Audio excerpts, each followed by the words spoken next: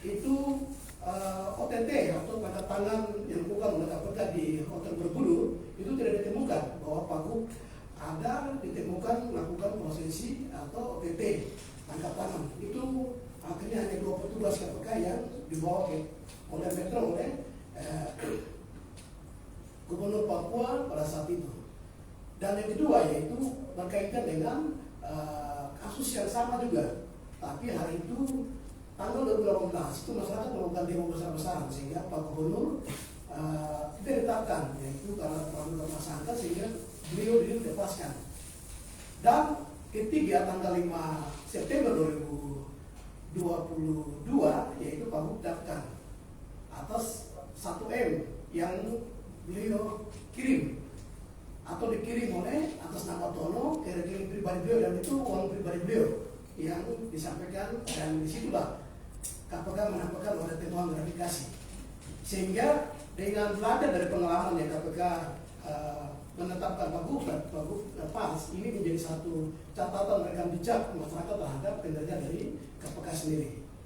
Sehingga kami datang ke Komnas RI, kami ini menyampaikan rekomendasi kepada Komnas RI sebagai lembaga independen yang bekerja tentang memenuhi dan perlakuan seluruh masyarakat untuk dapat menyampaikan pendapat, hak demokrasi, dan juga bisa memenuhi hak hidup dan hak kesehatan.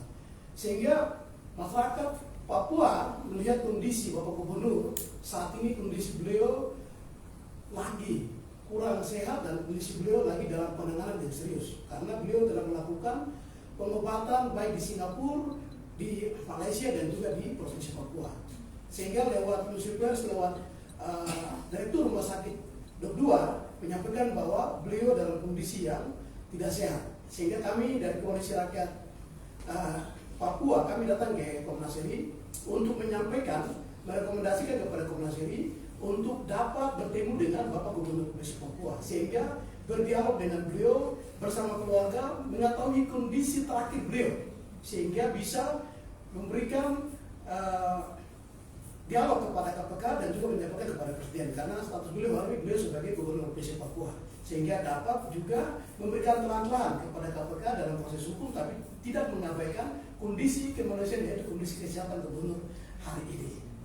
Ada yang berikut, kami merekomendasikan kepada Komnas RI untuk memberikan kewenangan penuh kepada Gubernur dan keluarganya untuk memilih siapa dokter atau rumah sakit yang mereka percayakan, sehingga secara keputusan keluarga dan Gubernur itu dipenuhi, sehingga dalam rangka kekuasaan dan melayani Gubernur, beliau ini tokoh orang Papua.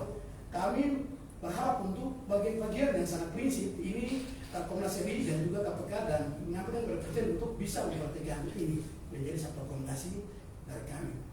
Dan yang ketiga, kami mohon untuk Komnas RI tolong untuk mengambil langkah cepat ke tanah Papua, karena kondisi Papua hari ini, karena Pak Gubernur ini merupakan tokoh orang Papua yang banyak membuat prestasi kemajuan di tanah Papua. Selama beliau 10 tahun, beliau sudah mengukir karya-karya besar tanah Papua, sehingga masyarakat sangat mendukung proses hukum dan masyarakat mengenal beliau dalam proses hukum yang menurut masyarakat ada indikasi politik yang ikut bermain dalam proses ini menuju ke 2024. Sehingga kami berharap untuk KPK ini untuk bisa segera turun, bertemu dengan Presiden, bertemu dengan Gubernur untuk segera penyelesaian ini, karena kami takut dimanfaatkan oleh pihak yang lain untuk memprovokasi, provokator, dan bisa menciptakan kondisi Papua konflik. Dan ini kita tidak mau, karena gerakan Koalisi Rakyat Papua adalah gerakan demo damai dan gerakan proporsional. Kita menemui semua pihak untuk memastikan Papua damai dan memastikan bahwa proses ini harus berjalan proporsional, menjadi independensi, proporsional, dan tidak